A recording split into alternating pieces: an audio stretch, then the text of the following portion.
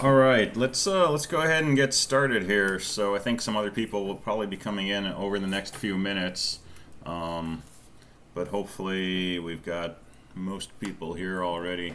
Um, all right, so welcome to Engineering 250. My name is Nick. I am your teacher for this course.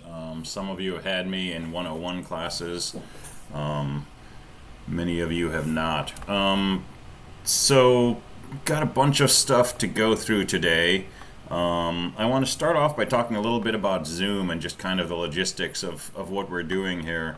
Mostly, I'm going to be sharing my desktop with you during the Zoom session, so you won't be seeing me. You'll just be hearing my disembodied voice coming from your speakers.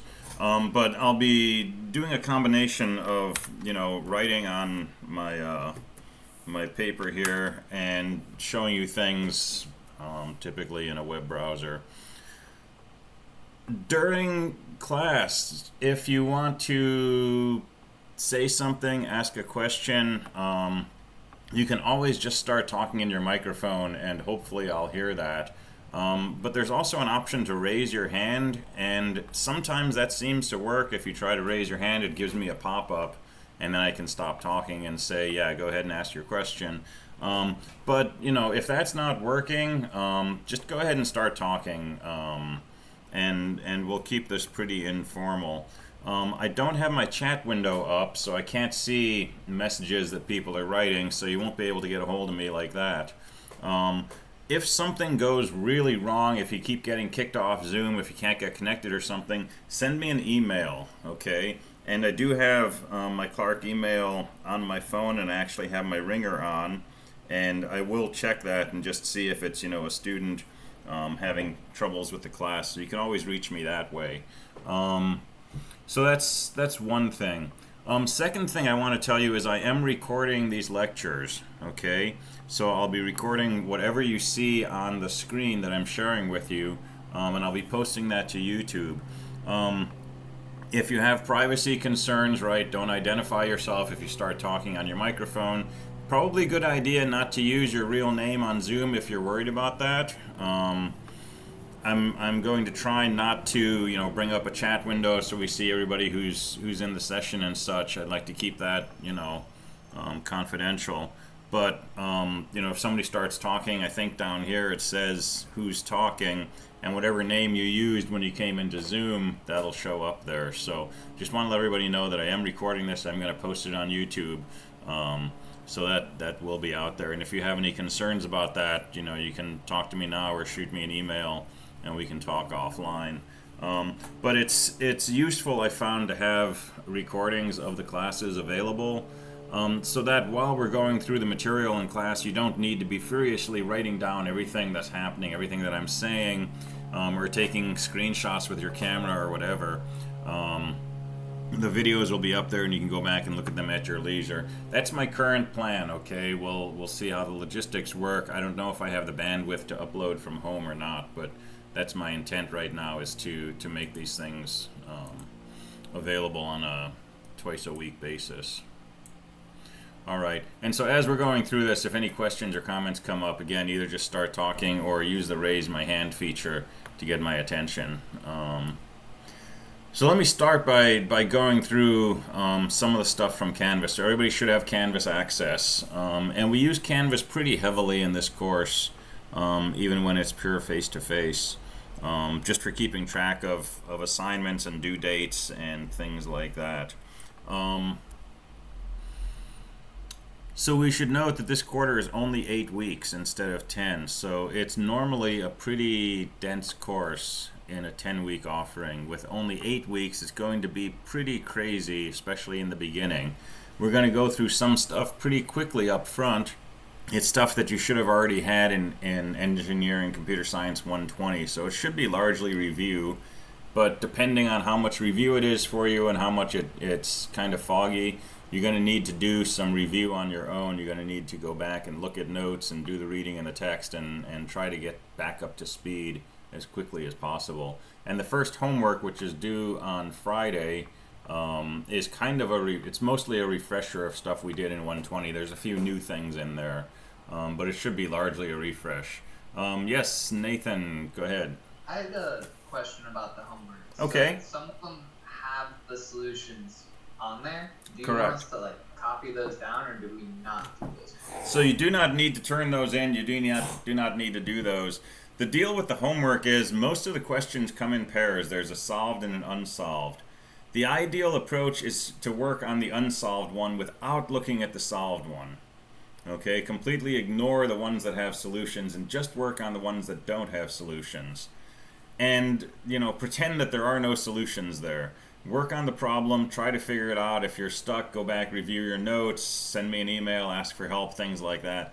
If, it's the middle of the night, there's no help anywhere, you're absolutely stuck, you can take a peek at the solved problems. And they will help you, figure out what the basic idea is to do the unsolved one. But here's the worst possible strategy. Taking the solution from the solved problem and trying to modify it to give you a solution for the unsolved. Okay? If you do that, you'll probably get your points for the homework, but you really won't learn the concepts.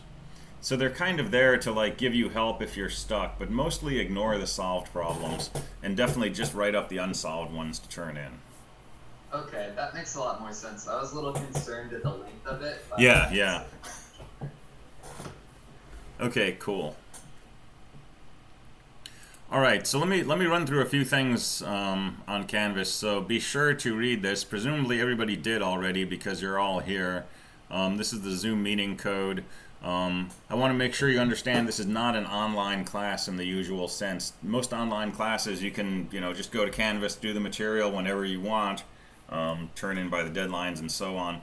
The material that you need to learn what's in this course is not on Canvas, okay? It's only going to come through these lectures Tuesday and Thursday, 12 to 2. So you really want to come to class and be here and participate and such.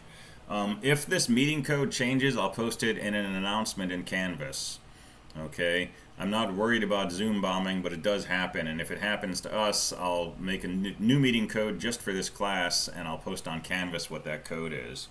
Okay, so make sure your Canvas is set up so that if an announcement comes in through a course shell, you get an email about it, and make sure you've got a valid email in there. The other thing is the schedule for Clark will say there's no final exam week for spring 2020. This is true, but we will have a final exam, and it'll be on Tuesday, the 16th of June, 12 o'clock to 1:50, the regular class meeting time. So we definitely will have a final exam. We'll talk about that closer to the end of the term, but just to make sure you're aware of that. I also want to share this resource of the week. So I don't know how many people here are aware of or have already used student support services here at Clark, but there's a fantastic office for student support that can help you with all kinds of things, whether it's financial issues, food issues, housing issues, general support. You're just having a drag of a week and you're not sure what to do. Shoot an email to Kath Busha. Her email is up here. She's the Dean of Student Engagement, and she can hook you up with all kinds of resources. And there's just a phenomenal amount of support available. I mean, we're in a weird situation, particularly now with all the COVID-19 stuff going on. A lot of people are unemployed who had jobs before. Trouble making rent, trouble paying for textbooks, you've got a job interview and you don't have anything to wear, right? All these things, talk to student support. Okay, they can help out with this. So it's a really good resource. I want to make sure people know about that and that you can take advantage of it. If you prefer, right, if you have a situation going on, shoot me an email and we can talk about it, do some brainstorming, figure out creative solutions. Okay, so that's student support services. So the syllabus, you can mostly read this on your own, but I'll point out a few details. The course meets through Zoom, right, twice a week, Tuesday, Thursday, 12 to 2. Best way to get a hold of me is email, okay? And I have my email on during class, as I said, so if something happens with respect to getting to class, you can find me through there. Office hours, go to engrcs.com/schedule, and that will take you to a Google Calendar, and you can find office hours for myself, Izad, Carol, and Tina. We're the 4 faculty advisors for engineering and computer science. I have office hours on there every day. I also have lab hours, 11 to 12, Tuesday, Wednesday, Thursday.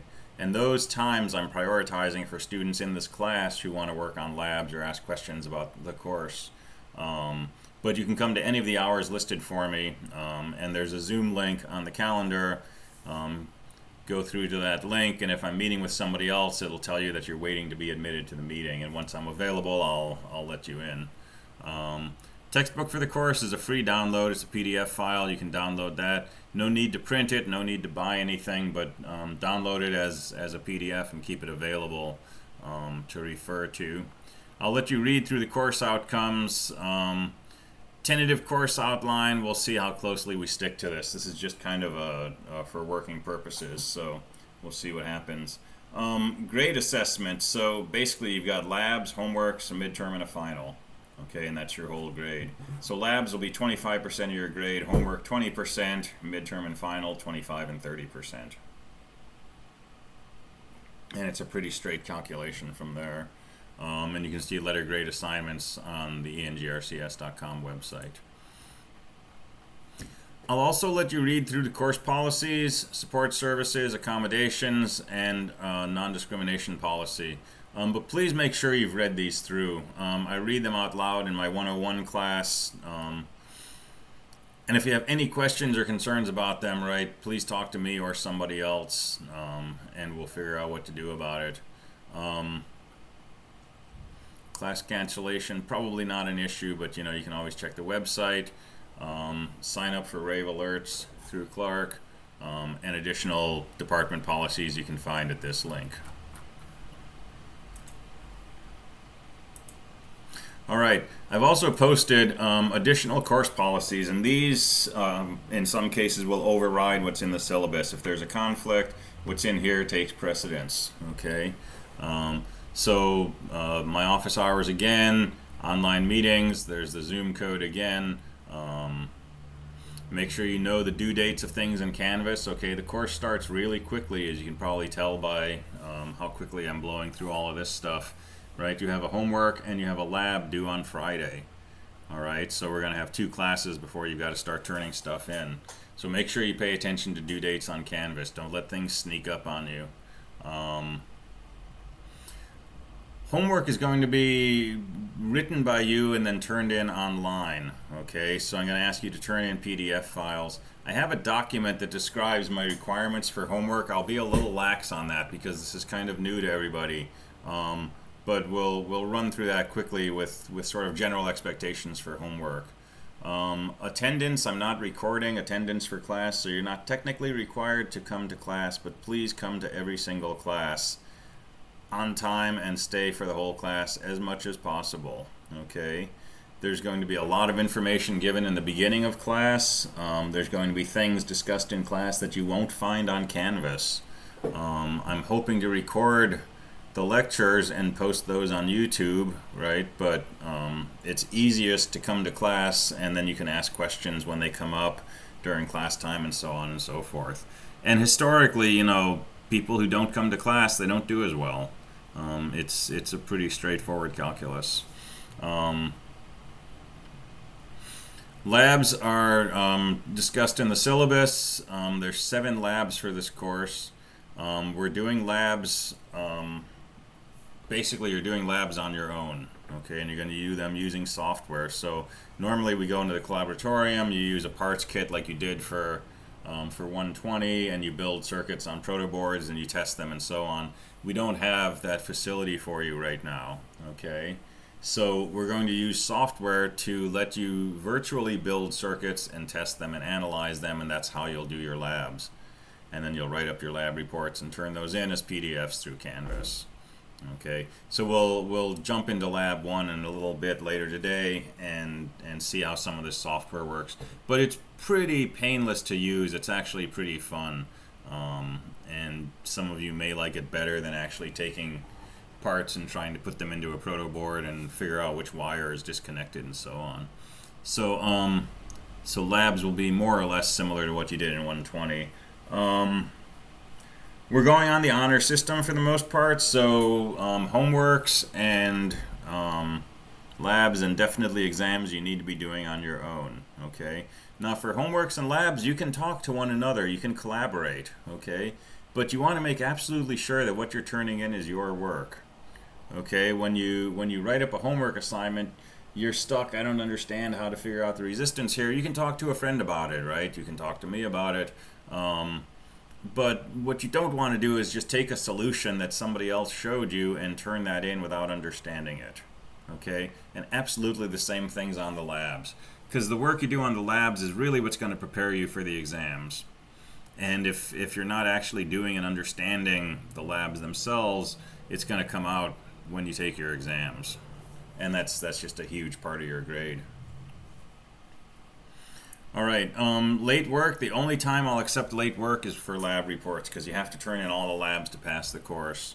But it's 20 points per day on a 100-point lab, so 5 days and you've got a 0, right? But you still need to turn the lab in. So don't think of this as, you've got extra time for labs. Really try to stick to the deadlines.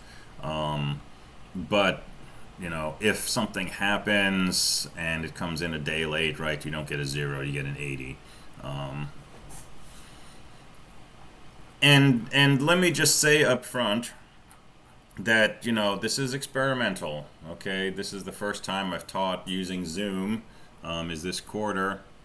For a lot of people, it's the first time you've taken courses online with this kind of setup. So we're going to figure out things across the board. I'm going to learn things. You're going to learn things. Okay, and there's going to be some flexibility because of that.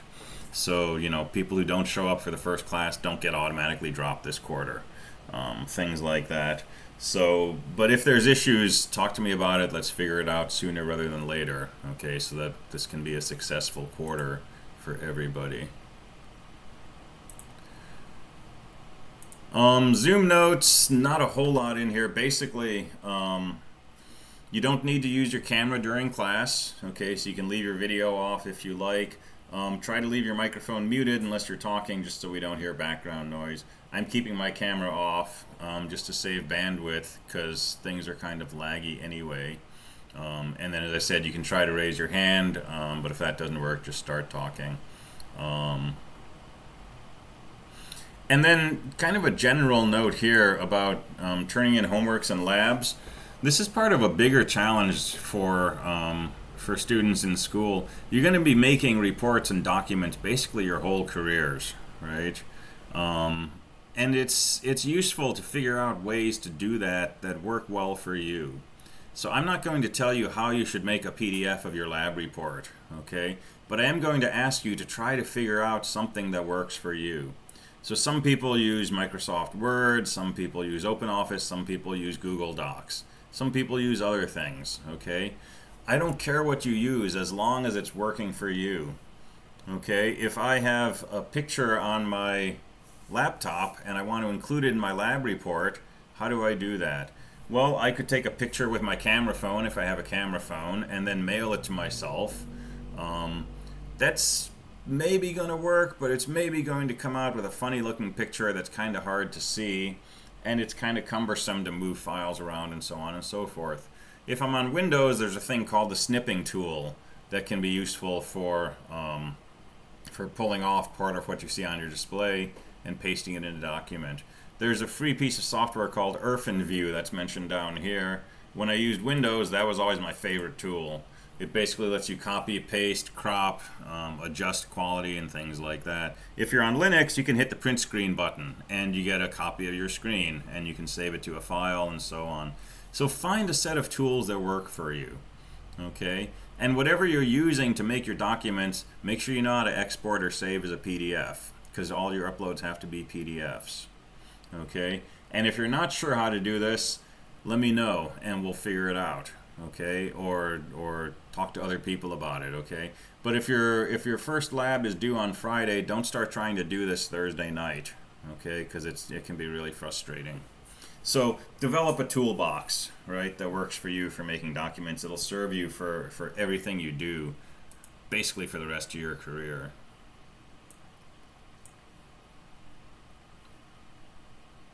All right. And again, if there's any questions, go ahead and shout. I'm just going to keep talking, assuming everything is good.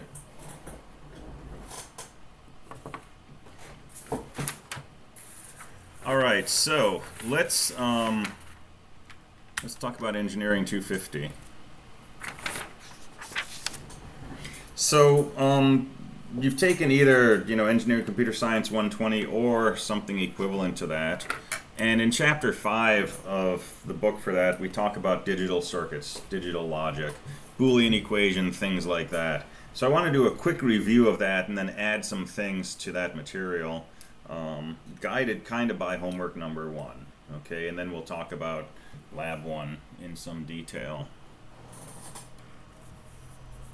So, chapter 4 of Engineering Computer Science 120, we talk about all these horrible things like KVL and KCL and power calculations and parallel resistors.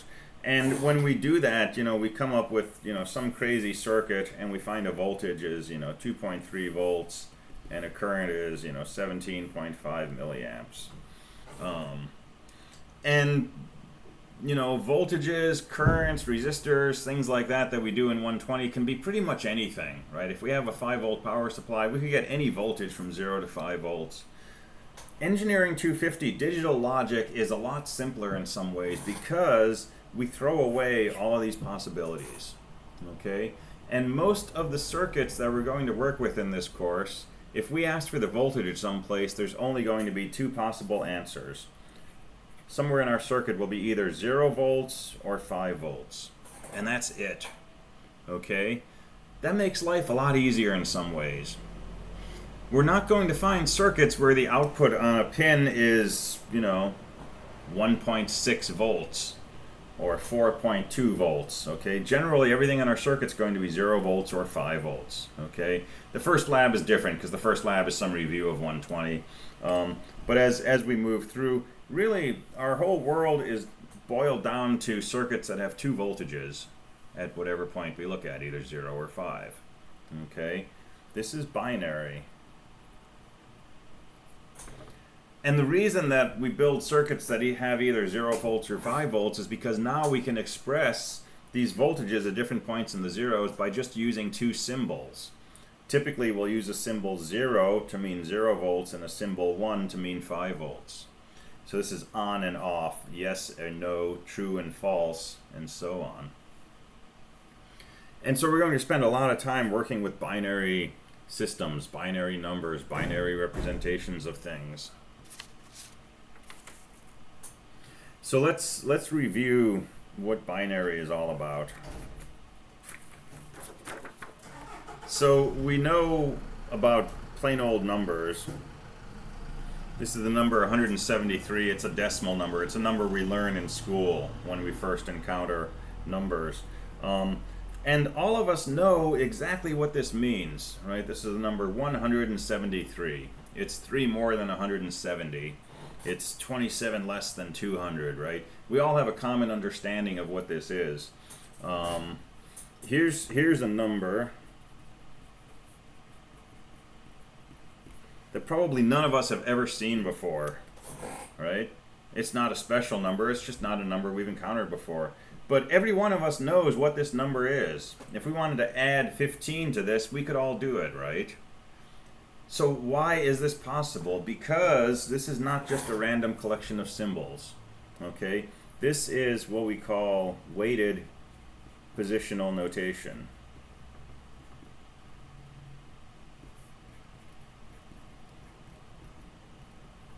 And even though you know this already, I'm going through it because we're going to use this concept in a very key way. So this 7 here represents 7 times 10 to the 0, right? It's the ones place, so this is just the number 7. This number here represents 3 times 10 to the first, which is 30.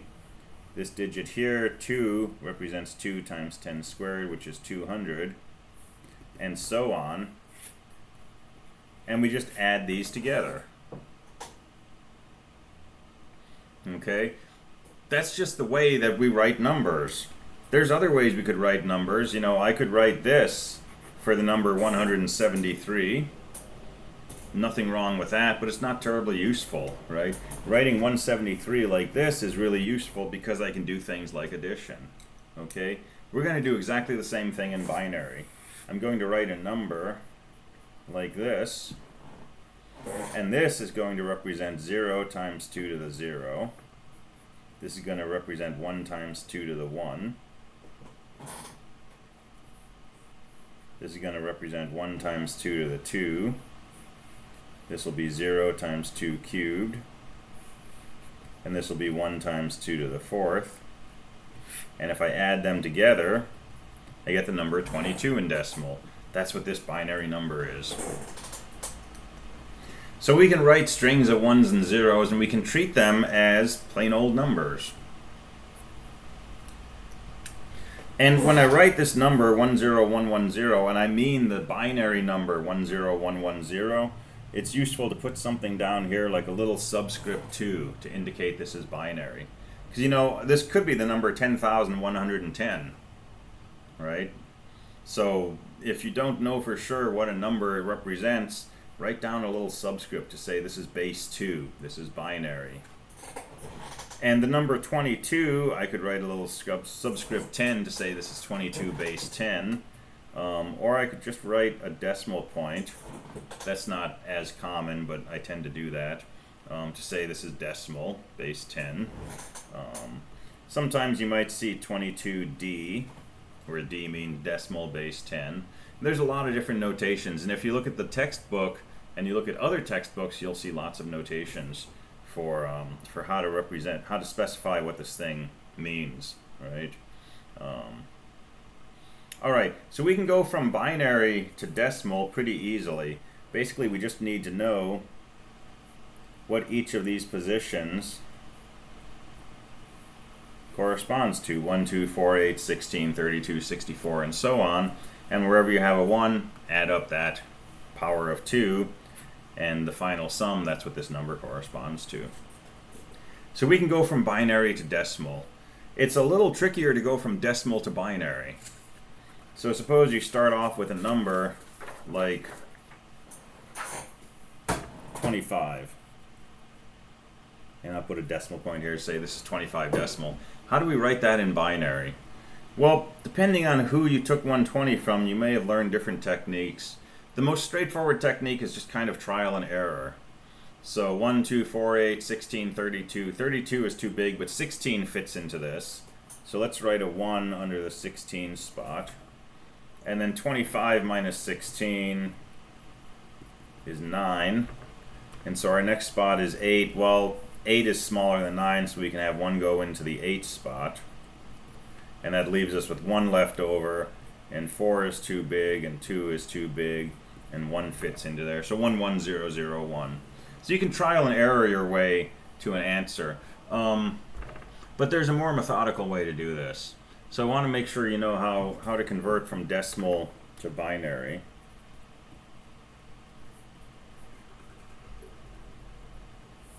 And this always works, and there's no guesswork involved. So start with your number 25, divide it by 2. You get 12 with a remainder of 1, right? Because 12 times 2 is 24, you got 1 left over. Okay, ignore the remainder for now. Just write down your 12 divided by 2. That's 6 with a remainder of 0, because 6 goes in evenly. 6 divided by 2 is 3 with a remainder of 0. 3 divided by 2 is 1 with a remainder of 1. 1 divided by 2, this one's sometimes tricky. 1 divided by 2 is 0 with a remainder of 1. 0 divided by 2 is 0 with a remainder of 0, and now this is going to repeat forever. 0 divided by 2 is always going to be 0 with a remainder of 0. Alright, so now look at these remainders.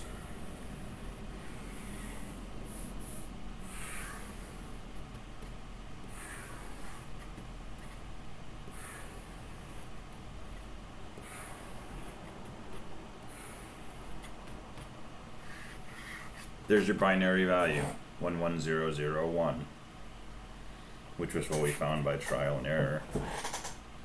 And if you were to keep going, you end up with just a bunch of zeros over here on the left. That doesn't change the value of your binary number, right? This is 0 times 512. Well, that's still 0, right? So you can pad zeros to the left of a number and you don't change the value of the number. That's true in decimal too, right? The number 0025 is still 25. So follow this procedure, right? Just keep dividing by 2 until you get down to 0, remainder 0. And then look at your remainders, and that forms your number. And this is what we call the least significant bit. Okay, it's the smallest power of 2. It's a thing on the right. But right-left is not always standardized. So instead of saying the number on the right, we call this the least significant bit. And we would call this the most significant bit. Okay, most significant in that whether this is a 1 or a 0 has the biggest effect on the value of the number. If this is a 0, we've got the number 9. If it's a 1, we've got 25. That's a big, significant change. If this is a 0, we've got a 24 instead of a 25. It's a less significant change. So LSB and MSB. And those will pop up a lot. All right, so we can go from decimal to binary. We already knew how to go from binary to decimal. So we've got that conversion figured out now. There are other ways that we can represent numbers. Suppose I have a number like this.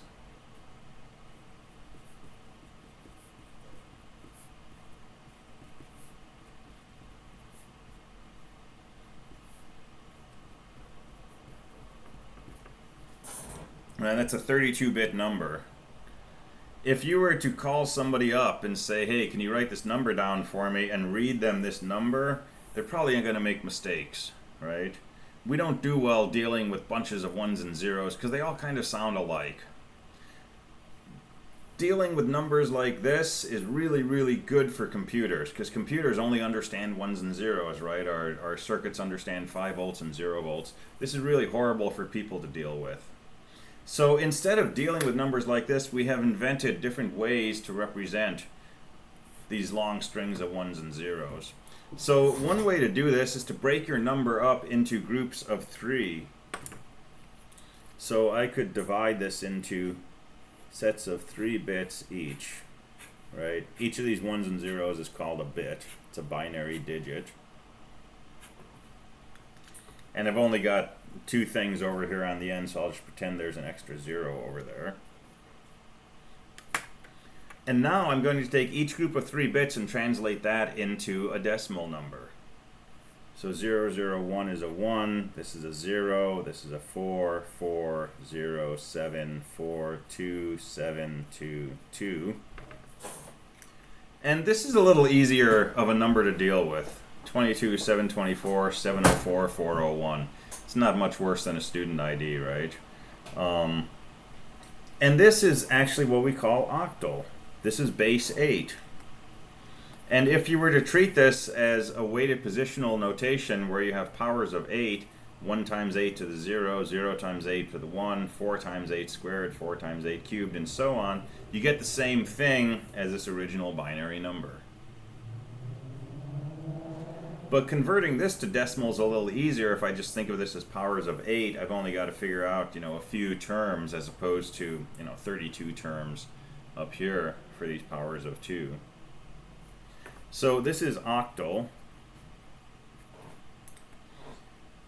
And if you have a binary number you want to convert to octal, you can just write down the digit that corresponds to each group of 3 bits.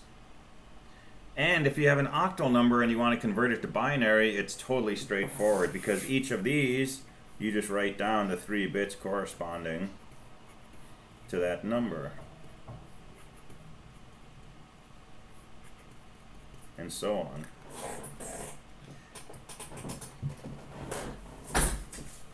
So we don't have to do this crazy divide and find the remainders and so on and so forth, right? Going between binary and octal, totally straightforward. And octal is used sometimes, but it's not really the most common representation that we'll see.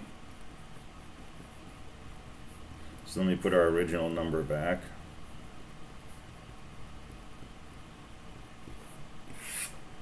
A more common representation is what we call hexadecimal, or base 16.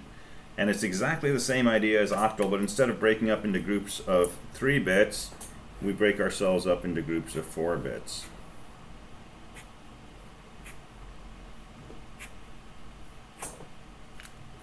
And we write down the decimal number associated with each of these groups of 4 bits. So this is 10983579.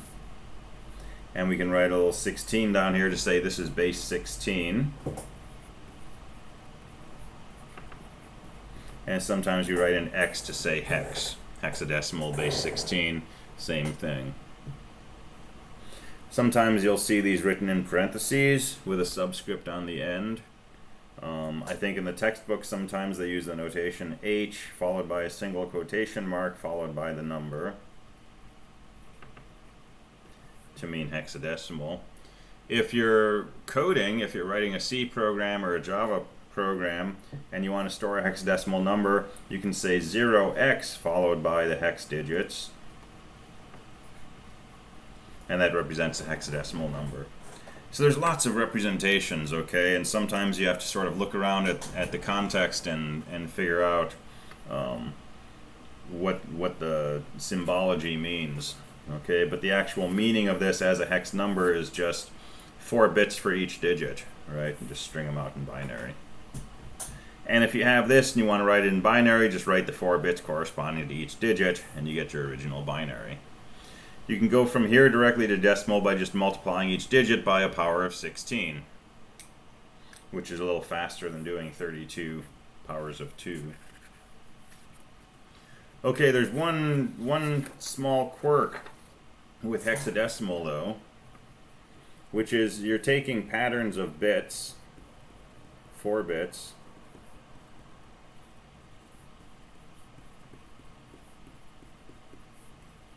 like this, and you're going to write down a decimal digit corresponding to each.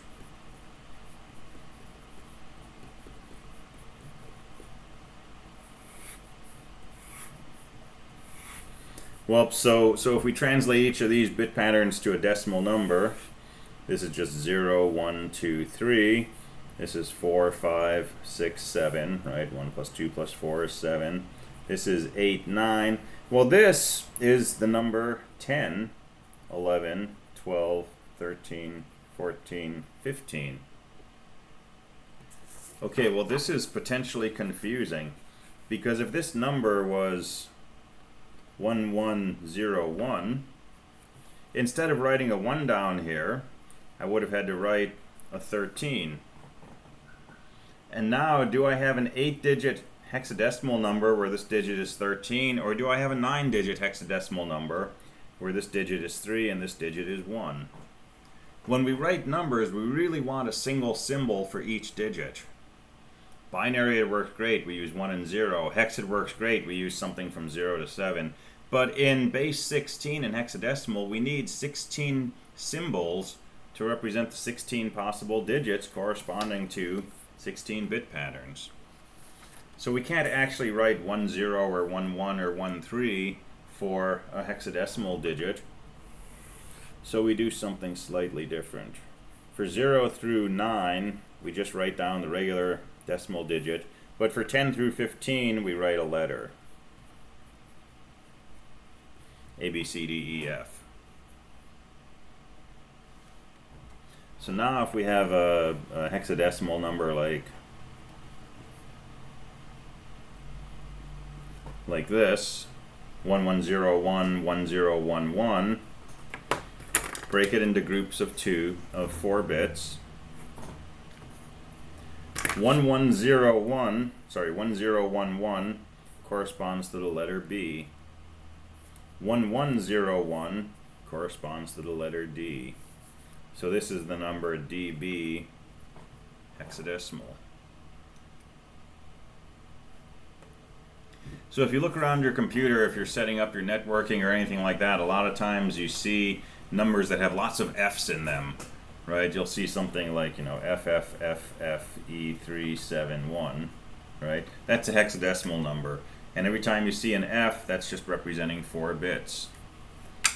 And so you'll see lots of hex numbers pop up when you look at MAC IDs, when you look at internet addresses, things like that. That's all that's going on.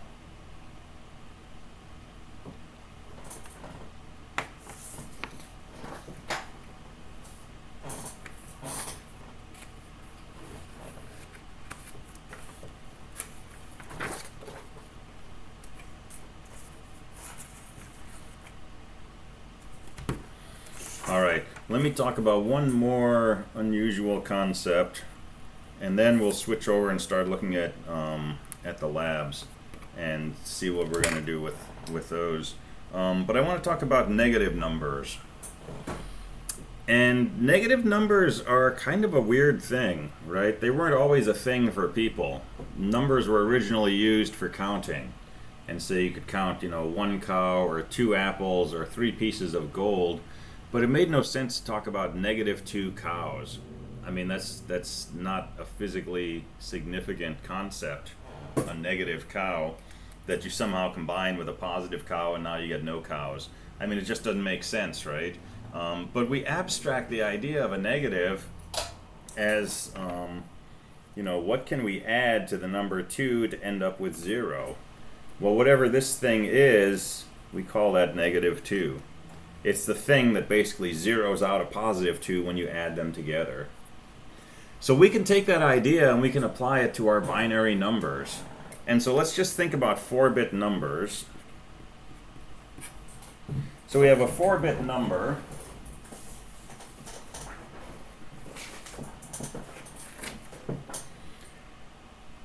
And let's think about the number +2. 0, 0, 1, 0. Well, we can say, what could we add to this number that would give us 0, 0, 0, 0?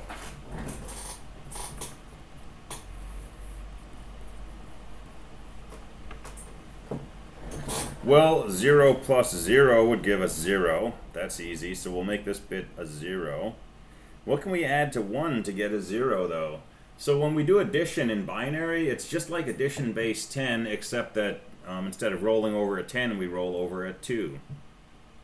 So it turns out if I do a 1 plus a 1, that gives me 2, which is this, right? This digit is actually a 0, but now I have a carry of 1.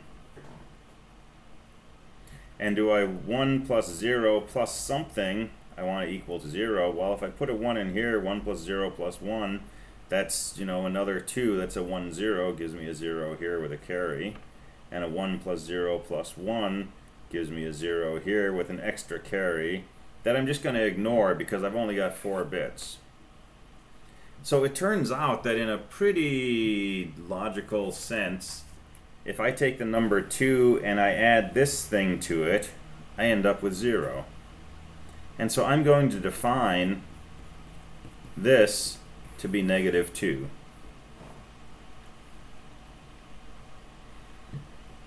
Alright, if you grant me that for a moment, it turns out we can have negative numbers in binary and they work just as well as positive numbers.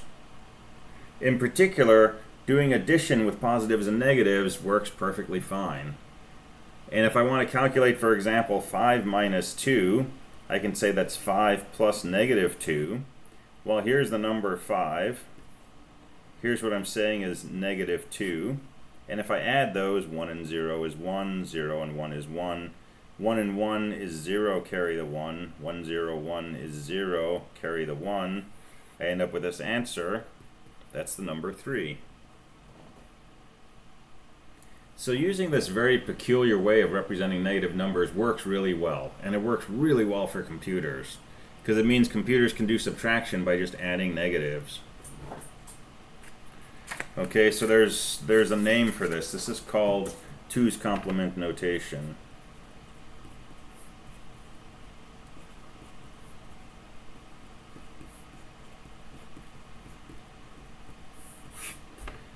And it's sometimes called Radix Complement.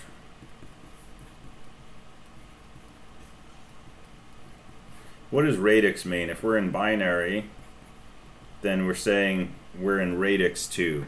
If we're in octal, we're in radix 8. If we're in decimal, we're in radix 10. If we're in hexadecimal, we're in radix 16. So radix is just a fancy word for what base are you in. And so radix complement, if we're in binary, it's the same thing as 2's complement. So here's a procedure you can use to find the negative version of a number using 2's complement notation. So first thing you have to do, you need a fixed number of bits. The 2's complement of a number looks different depending on whether you're talking about 2-bit or 4-bit or 8-bit or 64-bit numbers. So whenever you have a 2's complement question, make sure if it says 8 bits that you're using 8 bits. Okay, so fix a number of bits. Pad zeros to left if necessary. So let's say we have 8 bits. And we want to know what's the 2's complement of the number 2. What does negative 2 look like? Okay, step 1, I'm going to write the number 2 as an 8-bit number. Okay, that's positive 2. Step 2, complement, which means toggle, each bit. Change your 1s to 0s, change your 0s to 1s. So this is going to become 1 1 1 1 1 1 0 1.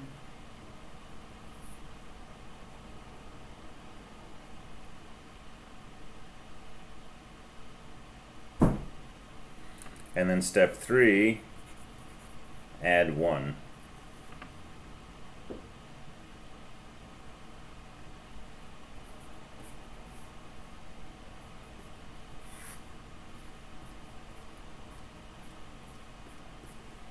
So 1 and 1 will be 0, carry the 1. 1 and 0 will be 1. No carry over here, these will all just be 1s. This is what negative 2 looks like.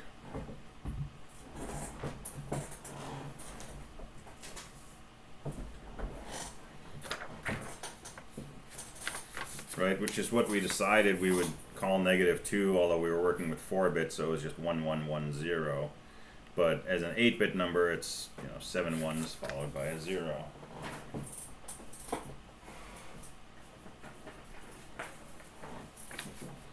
So if we think in terms of 2's complement,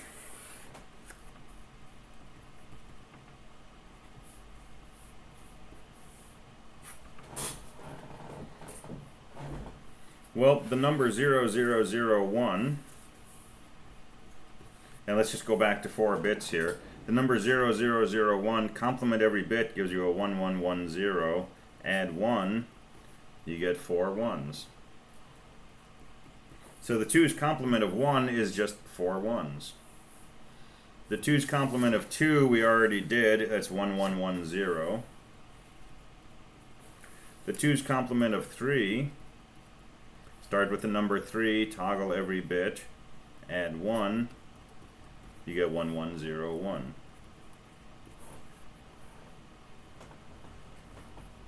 Okay, there's also a shortcut you can use, and I'm going to use it for filling in this table. The shortcut is start from the right and keep every bit up to and including the first 1, and then toggle every other bit. So for example, I'm going to keep this 1 here, and then I'm going to toggle the 0 0 0. Here I'm going to keep the 0 and that 1, and then I'm going to toggle everything else. Here I'm just going to keep the 1, and I'm going to toggle everything else. So here I'll keep the 0 0 1, and then I'll toggle everything else, which is that last 1. Here I'll keep the 1 and then toggle. Here I'll keep the 0 1 and then toggle. And here I'll keep the first 1 and then toggle everything else.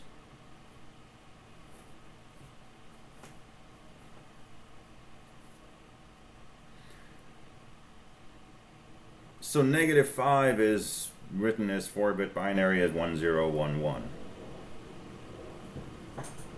All right, the number 0000, if I use my shortcut, there are no ones, so it looks like I'm not going to toggle anything. And in fact, if I use my original rule, take 0000, toggle all the bits, add 1, you end up with just 0000. And that's kind of cool, because that's telling us that -0 is equal to 0, which we like, right? We want that to be the case, because, you know, we expect -0 to be the same as +0. So this is all pretty legit. Weird things happen when we try to figure out -8, though. If we do -8, the rule is keep all the digits up to and including the first one. Looks like -8 is the same as +8. Okay.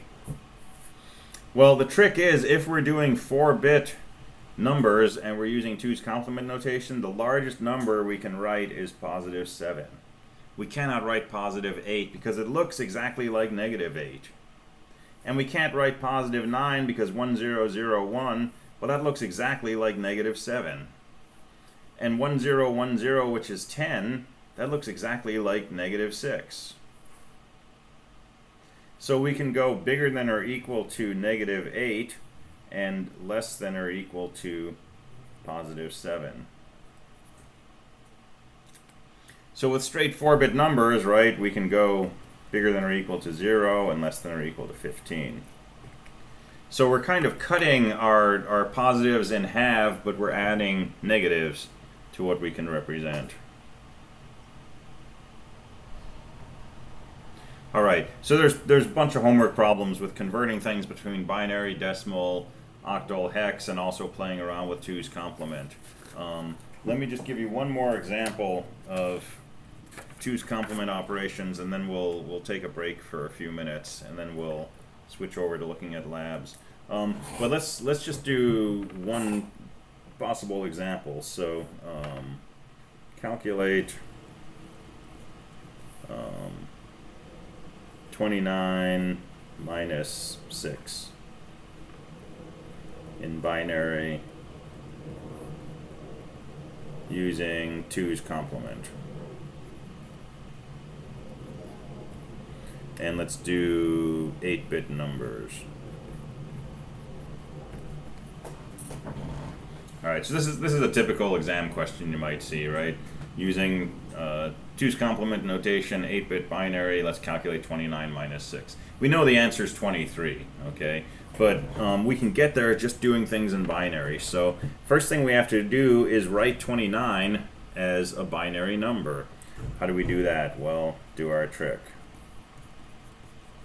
29 divided by 2 is 14, remainder 1. 14 divided by 2 is 7, with a remainder of 0. 7 divided by 2 is 3 with a remainder of 1. 3 divided by 2 is 1 with a remainder of 1. 1 divided by 2 is 0 with a remainder of 1. And 0 divided by 2 is 0 with a remainder of 0. This is the least significant bit. So 29 is equal to 0, 1, 1, 1, 0, 1. And pad zeros on the left to give yourself 8 digits. Okay, so there's our number 29. Next we have to convert 6.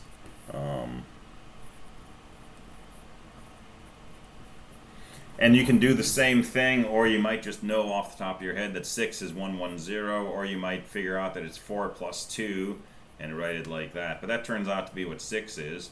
So now let's write -6. So let's take this, complement every digit, add 1. So 1 and 1 is 0, with a carry of 1. 1 and 0 is 1. Everything else is the same. That's what -6 is.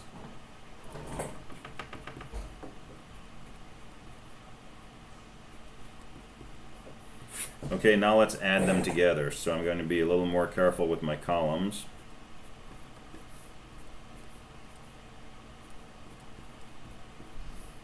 Let's do the addition. And again, this is like pencil and paper addition of regular decimal numbers. 1 plus 0 is 1. 0 plus 1 is 1. 1 plus 0 is 1. 1 plus 1 is 2, right? It's like adding 5 plus 5, you get 10. You don't write down a 10, you write down the last digit. 1 plus 1 is 2, which, you know, looks like a 1 followed by a 0. So we write down that last digit 0, and we treat this 1 as a carry. So for this column, we want 1 plus 1 plus 1. That's the number 3, which in binary looks like a 1 and a 1. So we write down the last digit, and we carry that first digit into the next column. And 1 plus 0 plus 1 is 0 with a carry of 1. 1 plus 0 plus 1 is 0 with a carry of 1. 1 plus 0 plus 1 is 0 with a carry of 1. And so we would get a final 1 out here. But it's an 8-bit number, so we only write down the 8 bits. So this is 29 minus 6. And this is 16 plus 4 plus 2 plus 1, right? That's 1, 2, 4, 8, 16, which is 23. That's 29 minus 6. Math works. Okay, again, this is really, really, really easy for a computer to do. It's really hard for us to do. Okay, but we're doing it so that we understand what it is we want our computers to do when we're designing circuits. But this is very natural and comfortable for a computer, and you'll be building circuits in your labs that will actually do these kinds of calculations using circuits on a protoboard. Okay, and they don't take that much circuitry. But it's very cumbersome for us, right? We work better with decimal numbers. We learn how to do that early, and there's less chance of confusion. But this is the natural element for computers today. All right, so it is about 1 o'clock right now. We go until 1:50, so let's take about a 4-minute break. You can stretch your legs, and we'll come back in about 4 minutes. And I want to start looking at the labs and show you the software you're going to use to do your lab reports. All right, so I'll be back in about 4 minutes.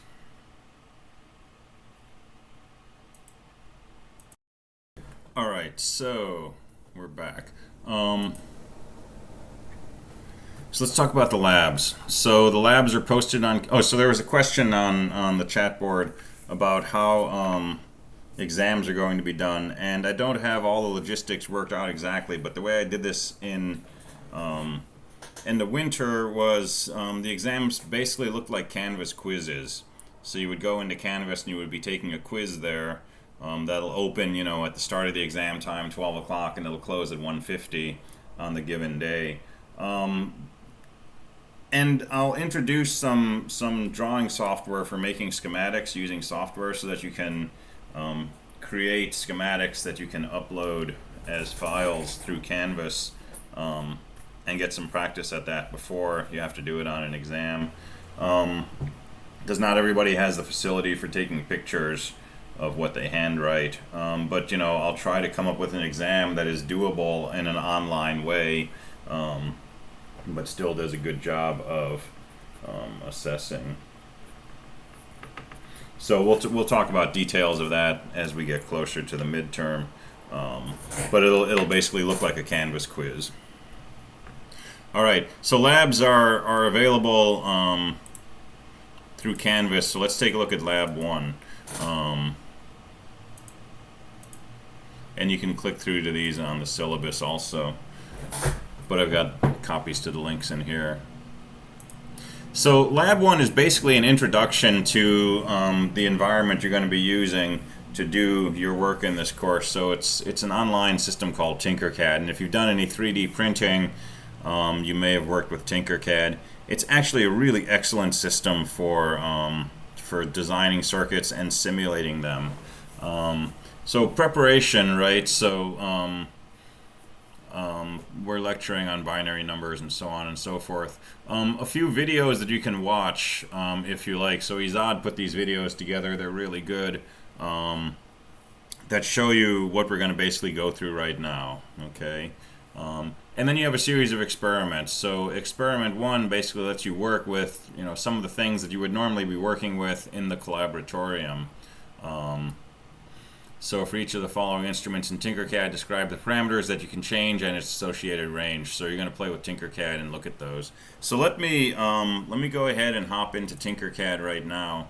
And again, if you have not done this, go to tinkercad.com And the first time you do this, you'll have to sign up for an account. So it'll say join now, and it's the usual drill. You put in an email address, pick a password, they send you a confirmation email. They don't seem to send spam. They don't seem to share your information anywhere. I've been on Tinkercad for years, never had any problem. And once you sign in, you can sign in through you know, Google or whatever your favorite catch-all is. And when you first get in, it's set up for 3D printing using Create New Designs. We're going to play with circuits. So over here on the left, you're going to want to go to Circuits instead of 3D Designs.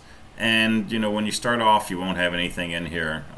Also, the first time you use Tinkercad, it'll pop you into tutorial. You can go through the tutorial if you want, but I don't think you have to. Most of this is pretty self-explanatory. So you can just kind of play around with it. So let's start off with Create New Circuit. Okay, and we're going to get kind of a blank canvas here into which I can drag and drop pieces. Okay, here's the most important thing to know. Over here on Components, it says Components Basic. Change that to Components All. Okay, that's where you get all the good stuff. And so, for example, I can take a resistor and I can pop it into here. And there's two things I can change. I can change the name of this, so I could call this, you know, R7. And I can change the resistance, and I could say this is 10 kilo ohms, or I could say this is 1 mega ohm, right?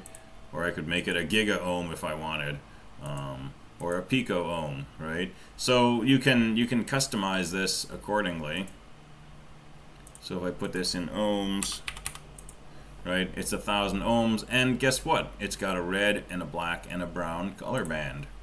If I make this 10,000 ohms, it becomes an orange, black, brown. If I make it 100 ohms, it's a brown, black, brown. If I make it 100,000 ohms, it's a yellow, black, brown. Okay, so this still has, you know, the color bands that you learn about in 120, but you don't need to know those to read. You can just click on a resistor and it'll tell you what the resistance is.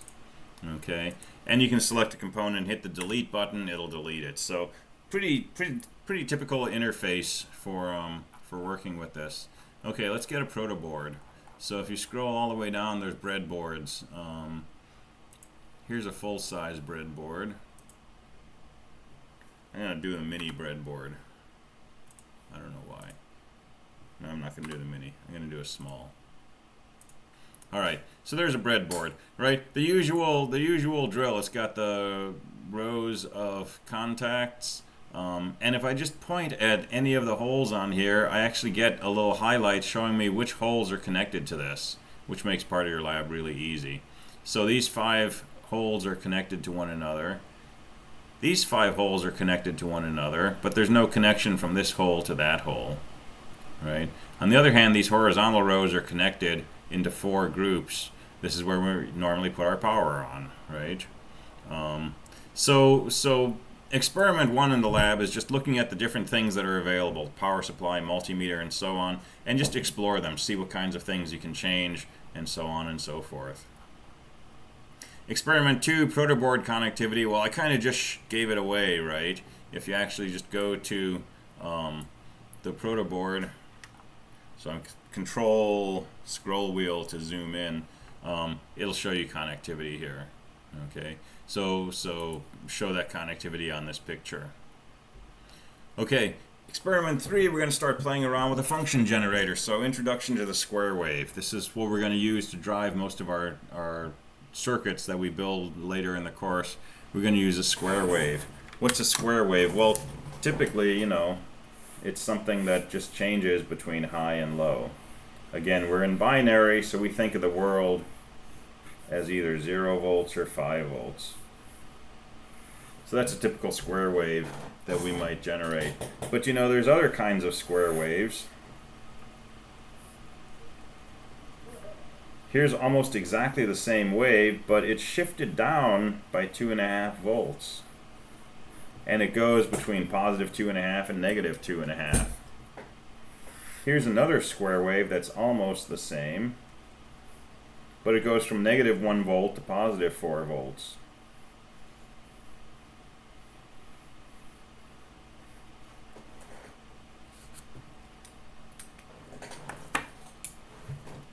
Here's a square wave with half the amplitude. So it goes from 0 to 2.5. We're not binary anymore. Here's a square wave with a higher frequency. Goes from 0 to 2.5. Here's a square wave that goes from 0 to 5, but at a much lower frequency. So there's all kinds of parameters we can change about square waves. We can change the total range from top to bottom. We can change how far it's offset from being symmetric, whether it's shifted up or down. We can change how frequently it changes going across. We can also change things like this, and we'll see this towards the end of the term.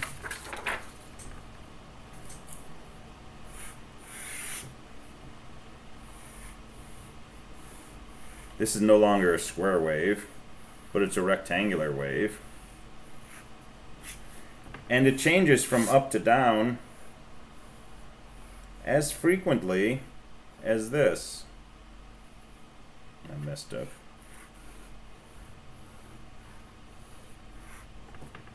Right? But this one is symmetric somehow, whereas this one is asymmetric.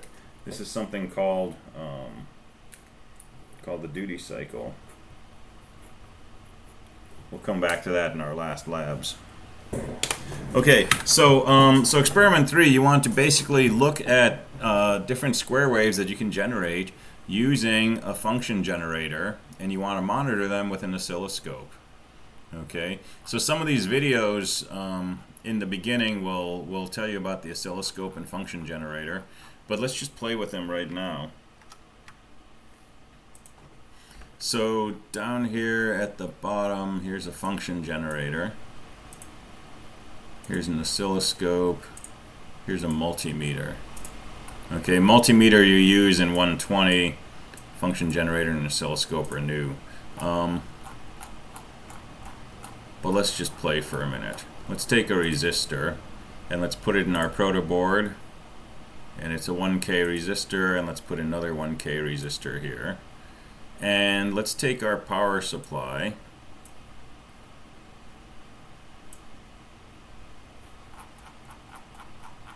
Power supply is at the bottom.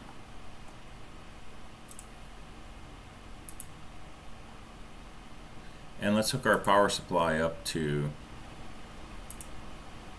our proto board. So I'm basically clicking, let me do that more slowly. I'm basically clicking on the red output. That's the positive output. So I'm left clicking, and as I move, I get a wire coming out of this. And then when I get to where I want it to be placed, I'm left clicking again, and it drops the wire there. And I can change the color of these wires. So this is a power line, I could make it red. And this is a ground line, so I could make that black. So we got colored wires in our parts box. And now I want to build a circuit. Well, the circuit I'm going to build is simply running a wire from positive to the top of this resistor, and then from the other side of that resistor to, let's go to the top of another resistor, and then from the bottom of this resistor to ground. And let's connect our power lines together. So we'll use a red wire here, and let's connect our ground line together with a black wire. And there's a little circuit for us. Okay, so this looks like the following circuit. We've got some kind of positive supply going into a 1K resistor, going into another 1K resistor, and going to ground. And I'm going to make this 5 volts. And let's figure out what the voltage is at this point right here in the middle.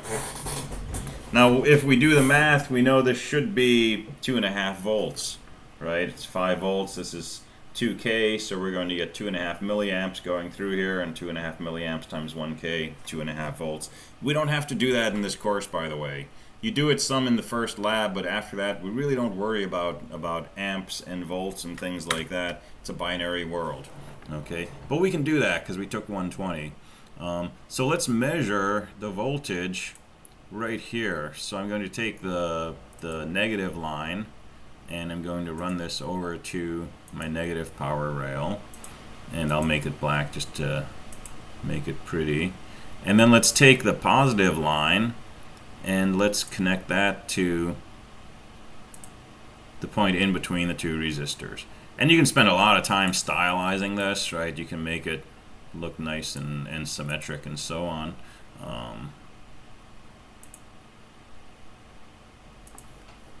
And it's not a bad thing to do for reports and stuff. All right, so let's go ahead and say start simulation. Okay, and this thing by default comes up as a 5-volt power supply. And guess what? Our meter's telling us this point right here is 2.5 volts. Now I can turn this dial, which will, say increase the voltage to 15.4 volts. And now our multimeter is telling us this point here is 7.7 volts. And if I break this wire and I measure the voltage up here, and I start my simulation, up here, 15.4 volts.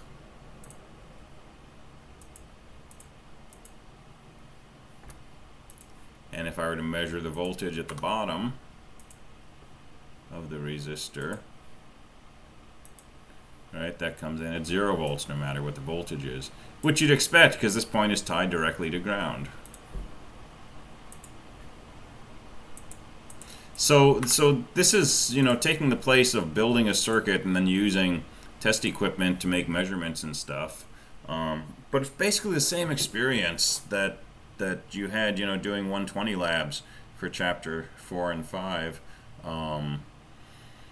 We have a multimeter, we can measure voltage, we can measure current, we can measure resistance.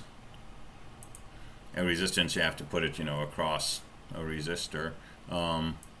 And we can adjust voltage. And it's very hard to blow up your resistors by doing this, but they do have a few tweaks in here where you can actually make parts explode, which is kind of fun. And these are also adjustable over here. If I want to set the voltage back to exactly 5 volts, I can just put a 5 in over here, and it goes back to 5 volts. And now I'm getting my 2.5 volts that I expected in between the resistors. Okay, that's probably all you need to do the first lab as far as working with Tinkercad. You're really just playing with proto board, some of the equipment, and some of this stuff like the function generator. Let me stop this. The function generator I can actually hook up directly to my oscilloscope.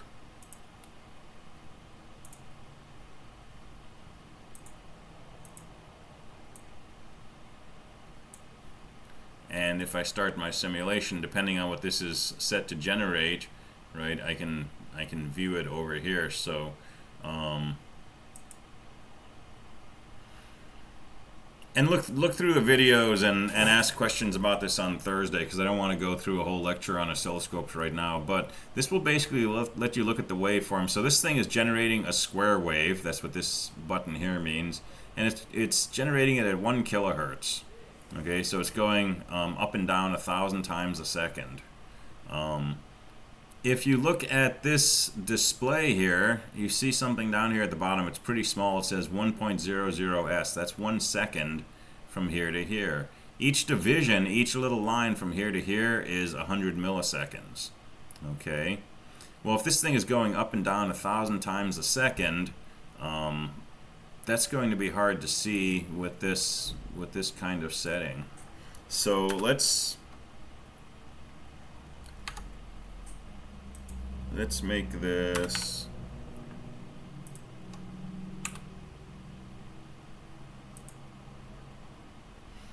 this a 500 millisecond per division. So there's 5 seconds going from here to here.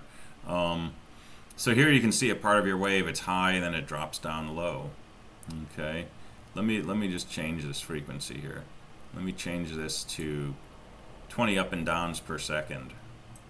Okay, so if I make this 100 milliseconds per division, you can see my signal's going up and down. And I can change the amplitude. I can make it smaller, or I can make it bigger. And over here, there's a little 20 volts. This is telling me how big the scale is. It'll automatically adjust the display based on what you're doing. So you have to know what the time scale and the voltage scale is. And this is the offset. This is how much the whole waveform moves up and down. So right now, it's offset by 2.5 volts. If I set the offset to 0, or something close to 0, right? My waveform is symmetric. It's positive and it's negative. And I can slow it down a little bit. And now it's more spread out. And this generator will also generate sine waves. So they look like a good old sine wave. Let me slow this down even more. So there's a nice sine wave. It'll generate triangle waves, which look like that. Or it'll generate square waves. And be patient with it. The software takes a while to update sometimes. So, you know, you get stuff like that while it's changing.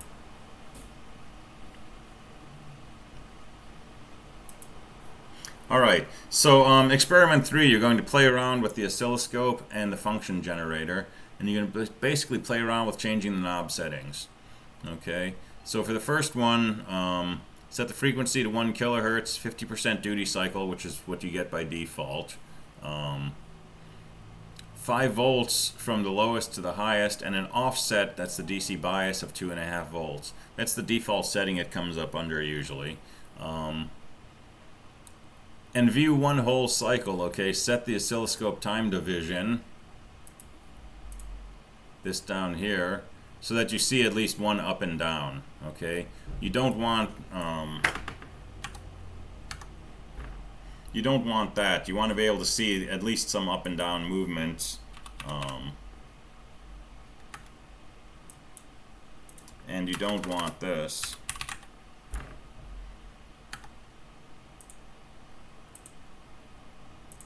Well, mess with it.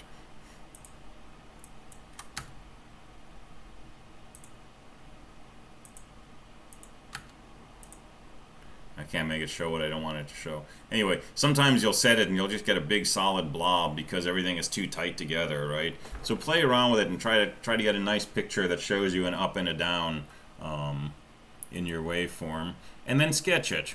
Okay, so include the resulting diagram in your report. And then do the same thing, but change the frequency to 20 hertz and a 3 volt peak to peak with an offset of 0. And then try to set the frequency to 50 kilohertz, 4 volts from highest to lowest, and an offset of 2. Okay, so mess around with those. And then we come to experiment 4. And experiment 4 you don't have to use Tinkercad for, okay? But play around with Tinkercad, get comfortable with it. You're going to be using it for most of the labs. You're going to be building fairly complex circuits with it. So spend a few hours, right, playing around with it. You might want to go back to some of your labs from 120, like your airplane landing lab, and try to build that using Tinkercad, okay? It has available for you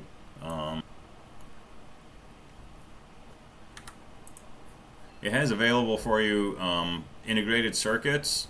So there's a NAND gate and a NOR gate and ANDs and ORs and your hex inverter and all of those. And you can take these and you can drop them into your proto board and you can connect them up to, you know, ground and power. And it's got LEDs and all kinds of other things, right? So you can build some of the circuits that you did in 120 using this software, and it's a really good way to practice and get comfortable with it, because you don't want to be hindered by your tools, right? You don't want to spend most of your lab time trying to figure out how to move a wire, right? If I want to move this over here. So spend some time figuring that out and get comfortable with it. So let's talk about experiment 4. So experiment 4 is one of a number of experiments you're going to do throughout the course, all related to development of a traffic control system. Okay, you're going to control a traffic light. So you're building a light for a three-way intersection in Washington State, which means you want to follow Washington State right-of-way laws, which means if two cars are sitting at an intersection, the car on the right gets the right-of-way. Okay, that's just how it works in Washington. So here's what your intersection looks like. And I'm going to ask you to label this as follows: west, south, east. Okay, so the bottom of the T comes in from the south, and the horizontal traffic goes west and east. Okay, car on the right gets priority. So if there's only one car sitting here, that car should get a green light, and the other lights should be red. Okay, so each direction has only one lane and one signal control light, which is green and red. So there's a green light and a red light for each of these. And don't worry about two-way traffic now, okay? These are single lane roads. So here's the basic idea. It's kind of like the airplane landing control system from 120. If there's a single car sitting here, give it a green light, make these lights red. If there's a single car here, make that green, make these two lights red. If there's a single car sitting here, make this light green, make these two red. Okay? But if you have more than one car, for example, if you have a car on the south and the east, east gets priority. Make this green, red, red. If you have a car on the west and the south, south gets priority. Make this green, make that red and red. If you have a car on the west and the east, think about it, right?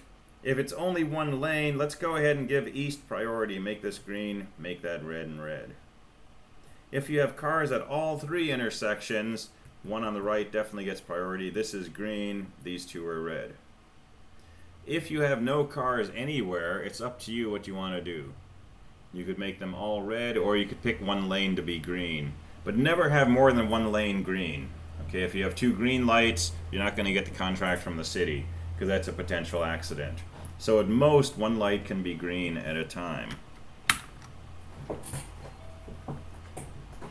All right.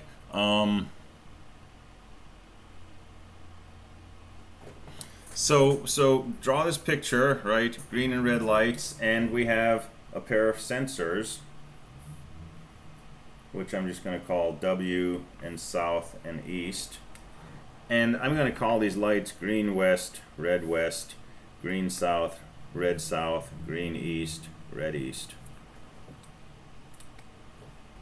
So I've got three inputs to the system: a west sensor, a south sensor, and an east sensor. And I've got 6 outputs: green west, green south, green east, red east.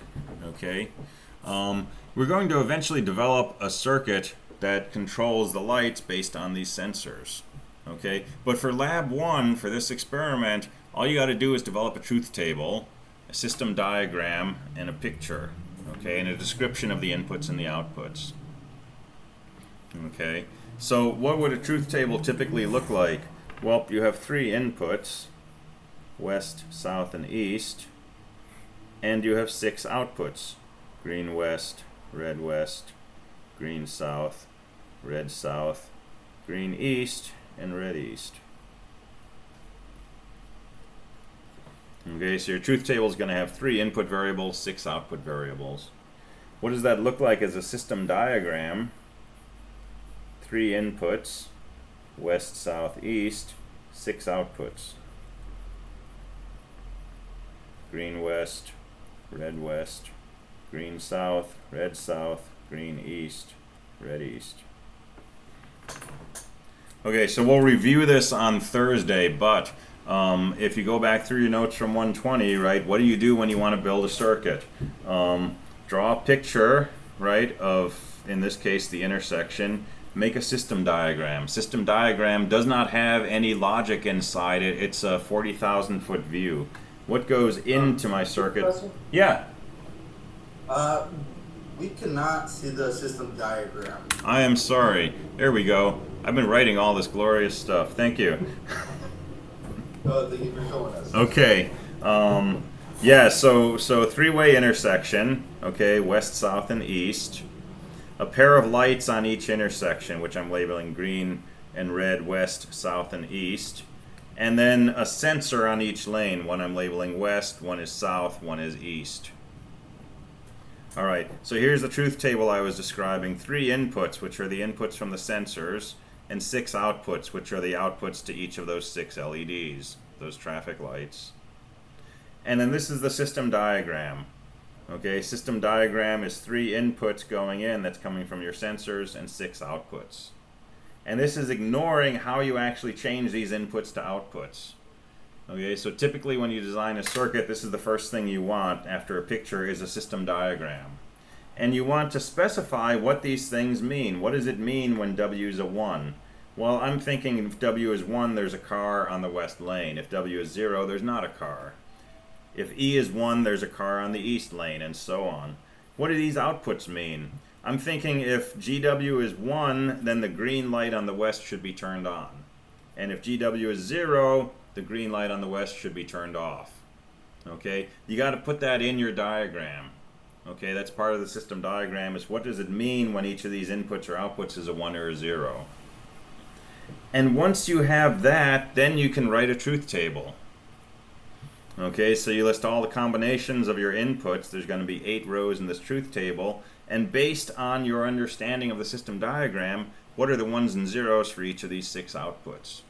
So you're going to have 48 1s and 0s over here. You're going to have 8 rows of combinations of your 3 inputs on the left side.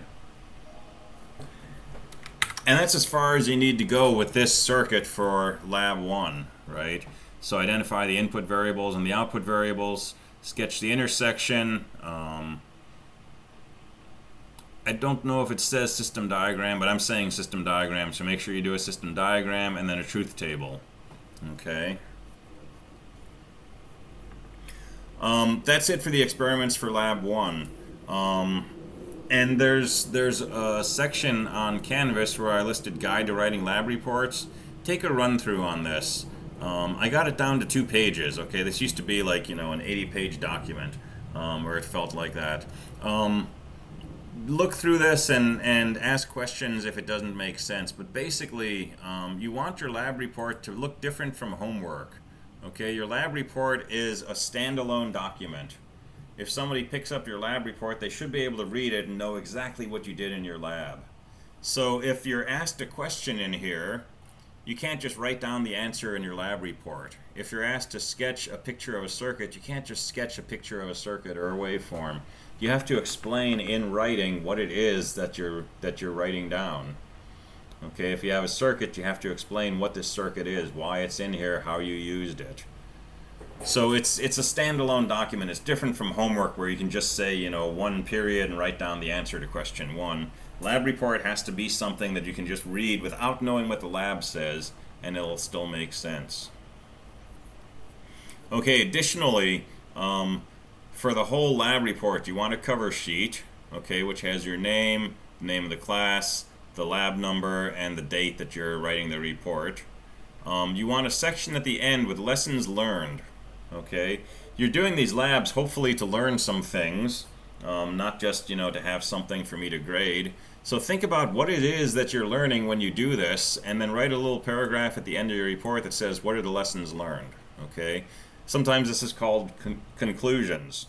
What have we concluded from this? And then we want you to come up with a new experiment. Okay. And the new experiment should extend the experiments you've been doing into some new area. Okay, so this takes some creativity. Okay, you want to come up with a new experiment, but not just a modification on a current experiment. So don't just, for example, for a new experiment, don't just say, make a 4-way traffic intersection. Yeah, that is a new experiment, but try to think more creatively, right? What kinds of things have we been doing in Lab 1? What could we possibly do that would be a new experiment that might teach the person doing it something else, right? And write it up like an experiment. Don't just say, build another circuit and test it. Well, what kind of circuit should they build? What are the specifications of it? write your new experiment with enough detail so that somebody else could take that experiment and do it. Does that make sense, hopefully? So that takes some creative thought, okay? But it's a really valuable exercise in terms of sort of putting together a big picture of what the lab is about. Okay, so that's lab 1. And like I say, look at the lab, play around with Tinkercad.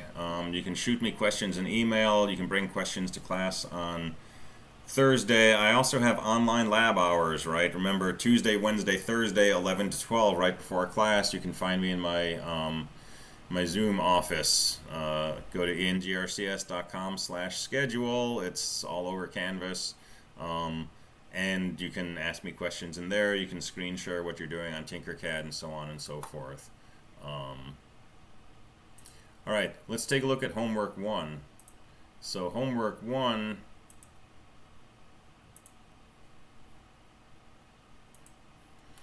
series of questions. Again, there's solved and unsolved ones.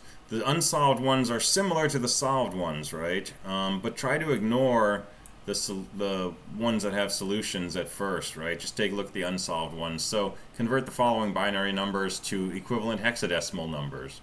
Well, we talked about how to do that. Basically take groups of 4 bits and write down the hex digit corresponding to them. But if you really don't know how to do that and you're completely confused and you go back through your notes and it doesn't help and the video doesn't help, right? Well, there's some examples here. Here's the number 1010. That's the hex digit A. Here's 1000. That's the hex digit 8. So this 8-bit number translates to the hex number 8A. Okay, but again, if you do this and you figure out the mechanics of this and then repeat that mechanics here, you're not necessarily conceptualizing what you're trying to learn. So struggle with these, right? The struggle is really, really where you learn the material. Question 2, convert binary numbers to octal. Well, same thing, but group them in collections of 3 bits. Question 3, convert the octal and hex numbers to binary. Well, so you're taking powers of 8 or powers of 16 and multiplying by the corresponding digit. Or you could convert these to binary, right? But if you convert this to binary, that's going to be a 20-digit binary number. That's a lot of work. Okay, it's easier to just do it with 5 hex digits. Convert the following numbers to decimals. So we talked about ways to... okay, so that's still weighted positional notation. And then 5, obtain the decimal values to the following numbers expressed in a 2's complement representation. Well, let me talk about that for a moment. Suppose you're given a binary number. So let's say we're working with 8 bits. And you got to know how many bits you're working with. Okay? And let's suppose we're given the number this. Okay? If you look at this most significant bit, you're looking at a number that's bigger than or equal to 0. If this most significant bit is a 1, you're looking at a number that's negative. Okay, that's just a nice artifact of 2's complement. It turns out you can tell if you have a positive or a negative number by looking at that leftmost most significant bit. So if this is the number I'm trying to convert to decimal, I know that it's a positive number. It's just weighted positional notation. This is 2 plus 8. This is the number 10 in decimal. But if there was a 1 out here,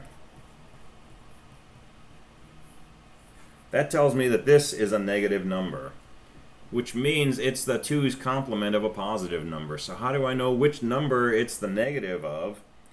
Take the 2's complement of it again. So complement the bits, which will give me 0, 1, 1, 1, 0, 1, 0, 1. Add a 1. 1 and 1 is 0, 1 and 0 is 1, 1, 0, 1, 1, 1, 0. Now I have a number which is positive. And this is the number 2 plus 4 plus 16 plus 32 plus 64, which is 80, 112, 14, 118. question mark, which means this number was negative 118. Okay, so when you're converting from binary to decimal and you know you're working in 2's complement, look at your first most significant bit. If it's a 0, it's just a positive number, so just add up the powers of 2. If it's a 1, this is a negative number. Take the 2's complement to see what the positive version is. Add up the powers of 2 to get that. Your original number is just negative that positive number. All right, so that lets you do number 5, right? Convert these things into decimal. A and C, those are going to be negative. All right, question 6, you get to put all of this together and do what we did when we were talking about this, which is take some of your numbers, convert them to binary, and then do addition in binary, right, where sometimes we're adding negative numbers. Take the answer you end up with, convert it back to decimal, and you should end up with the correct thing. For example, negative 101 plus 98 should end up being negative 3. So the final answer you get is going to be a number where you have a 1 over here on the left. Take the 2's complement, you'll end up with 3. Your original number was negative 3.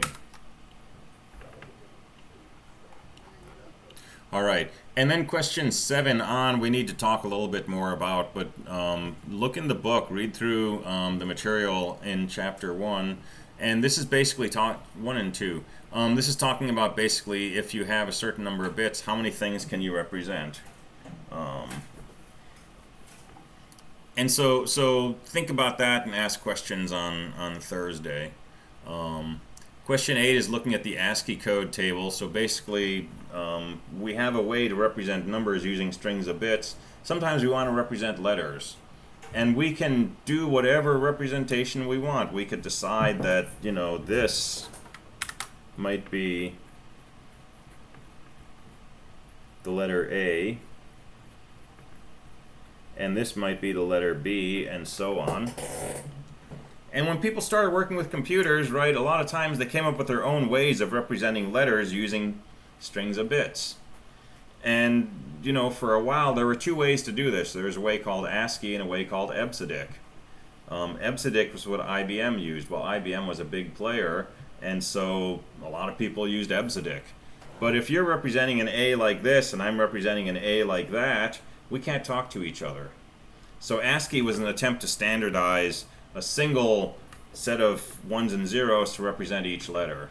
And so it was a standard for a long time. It's supplanted by Unicode now, but ASCII is still used a lot.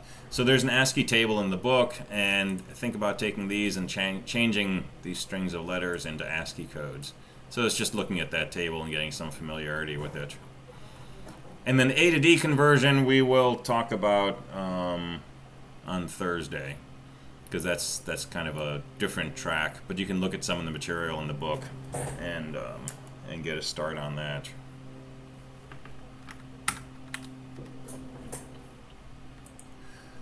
All right, that's a good start on representation of numbers in different bases, dealing with negative numbers, and an overview of Lab 1 and Homework 1. So Thursday we'll definitely bring questions, and we'll talk about more details of this as needed. I'll talk about A to D converters, which is that last question in the homework.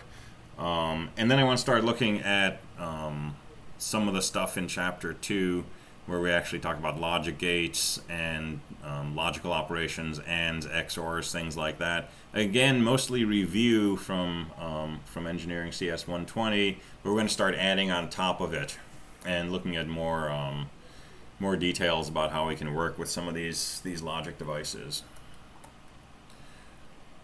All right, got a couple of minutes left. If there's any last questions, go for it. Otherwise, we will call it good for now. And again, you can find me in office hours either tomorrow morning at 7, Thursday through Friday at 8, or Tuesday, Wednesday, Thursday at 11.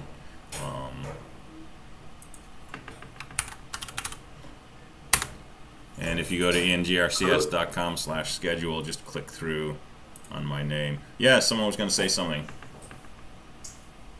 Could you go over again how you want the homework to be formatted and submitted? So submit it as a PDF. That's the most important thing because that's the only form that I'm letting Canvas take. Basically, just try to work logically. You can read through this guide to writing up homeworks, but the general gist is, work logically, do your questions in order. Don't make me hunt around for question 4. It should be between questions 2 and 3. And try to make the homework that you turn in something that's easy for somebody to follow, right? And I'm generally going to pick out one question and grade that, and that'll be your homework grade, but I won't tell you which question, so you want to do all the questions. But try to work logically, try to work methodically. A typical approach is to write up your homework on paper and then either rewrite it neatly, or if you want to type it in, depending on what you're comfortable with. I don't want you to spend a lot of time trying to use a computer to create your homework, because that can be more time than it's worth. Hold on, I got landscapers out here. There we go. But just write your homework with an eye towards, if you want extra credit, I have to be able to pretty easily follow what you're doing. And this guide was written more for people turning in paper, so I talk about the size of the paper and the clean edge and stuff like that. I'm not too worried about that for now. Do a reasonable job, and I'll give feedback after the first homework, and if we need to have more guidelines, I'll talk about them after that. Does that make sense? Okay, thank you. Cool, thank you. Sir, I have another question. Yeah. It was during two complements notation. Mm-hmm. It's okay you go over it just one more time. Sure thing. So if you want to write a number like -17, right? And let's say we want to write this in 6-bit 2's complement. Okay, step 1, write 17 as a 6-bit number. Okay, so do whatever you have to do to write 17 in binary. I happen to know that 16, 8, 4, 2, 1. It looks like that. Okay, I want 6-bit notation, so I'm putting an extra 0 on the end. So I have 1, 2, 3, 4, 5, 6 bits. 2, complement each bit. Right, just change your 0s to 1s, change your 1s to 0s. So 0, 1, 1, 1, 0, 1.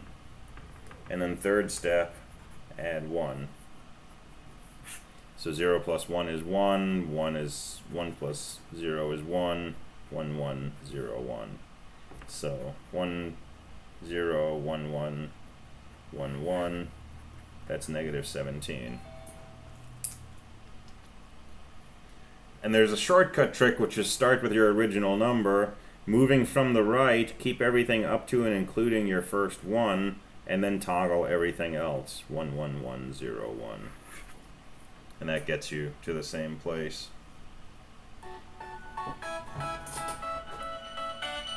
Here's my daily spam call. So this is what you're actually doing when you're taking a 2's complement, but this is a little trick you can use if you've got to do a million of them in a hurry. Okay, thank you, sir. Yeah, you're welcome.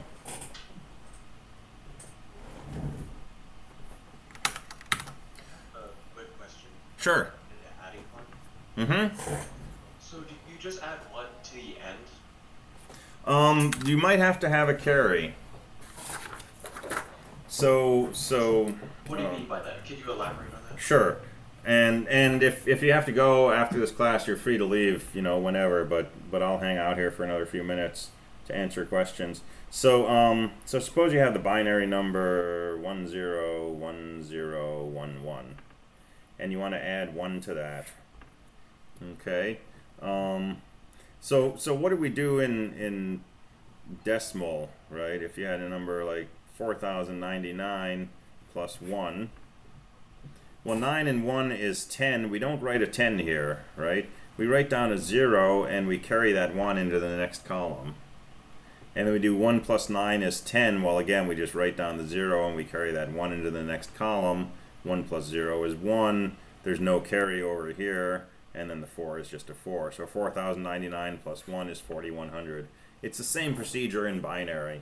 1 plus 1 is 2, which looks like this, right? 1 and 2. But we don't write down 1, 0. We just write down the 0, and we carry a 1 into the next column. 1 and 1 is, again, 1, 0. So we write down that 0, and we carry the 1 over here. And then 1 plus 0 is 1, and there's no carry over here. So we just get this. Does that make more sense? Yes, sir. Thank you. Okay.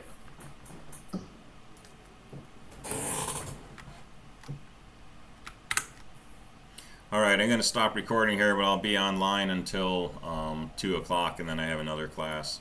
But thank you, everybody. Let me know how things go with homework and labs, and I will see you on Thursday.